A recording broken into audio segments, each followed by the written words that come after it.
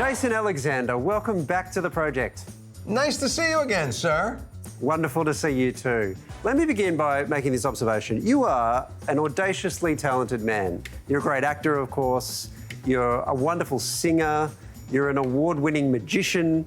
And yet you keep playing these characters, whether it's George Constanza or yourself, or a version of yourself, that's a bumbling fool that just always loses. Do you enjoy inhabiting this skin? There's something kind of wonderful about being the fool. It is a classic trope of comedy. It goes back to, you know, the jester in medieval times. It's a pretty rich archetype. I've always enjoyed comedy where the actor or the character or the comedian is able to enjoy their own foibles and make fun of themselves. And, you know, the Georges of the world have to have that. George pushes back at being that guy. He knows he's a completely underwhelming human being, but he still feels he should be doing better than he's getting. I kind of love that combination.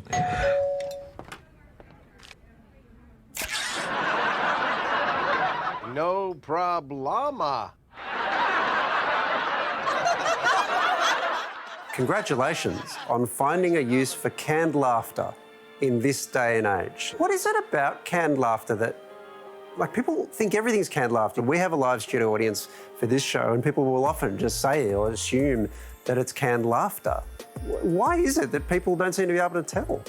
You know, the irony being that we never used it on Seinfeld, so it's not something that I'm used to, but I was very happy to have it re-enter my life. Wow. One of the shows where it fools me sometimes is I watch Last Week Tonight with John Oliver, and he's got such a small audience, and they are, what I believe is true is they're mic'd in such a way that they have very short, spontaneous bursts of laughter that almost sound like what you would think of as canned laughter. You can stop watching this at any time if you like, but this studio audience cannot. What really tips you off that it's canned laughter is when they're laughing at something that was not funny.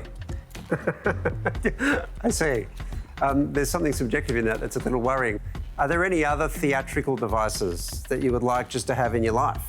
I don't know if they have them in Australia. It's like a big red button that just kind of sits on a desktop. Yeah. And when you hit it, it makes applause, canned applause. Yeah. And I use that whenever I can. If I put my shoes on the correct feet, hit the button, I just like a little positive reinforcement as I go through my day. Yeah, a little pep. Just so you know, they are almost certainly dubbing canned applause over us right now. Thank you. Appreciate that. Only the best for you, sir. Only the best. The thing about this ad, and of course about George, is that it's just a situation where everything goes wrong. The best laid plans fall apart. Do you have a favourite George Constanza moment like that? You know, George got hoisted on his own petard so many times and had to dig himself out of a hole or not dig himself out of a hole.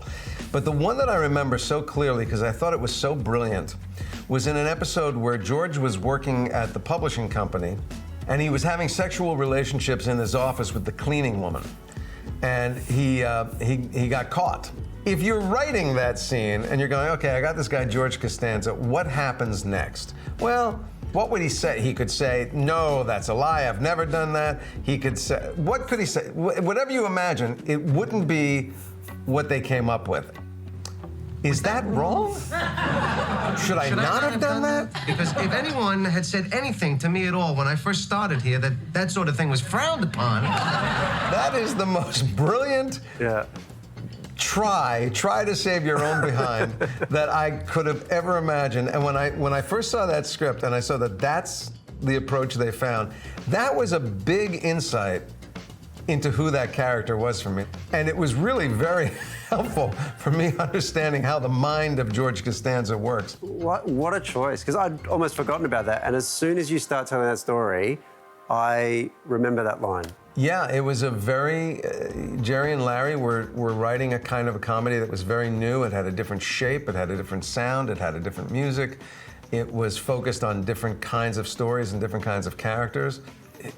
I say that now and it sounds absurd because television has moved towards a place where the characters on Seinfeld are are almost the mainstay of a lot of television comedy. But back then, it was very risky and very off the beaten path, and it was only because a couple people had some faith in us that we kept getting an opportunity to keep going and eventually find that audience. And we on the show learned how to do our show, but the audience also learned how to receive our show at the same time, and it was a wonderful collaboration between us and the audience, and I think that's why it has lasted as long as it did, and for reasons I don't understand, is still somehow a phenomenon now. Oh, it's just so groundbreaking. And Jason Alexander, it is just always such a joy to speak to you. Please promise us if you ever come back to Australia, you'll come and say hi, yeah?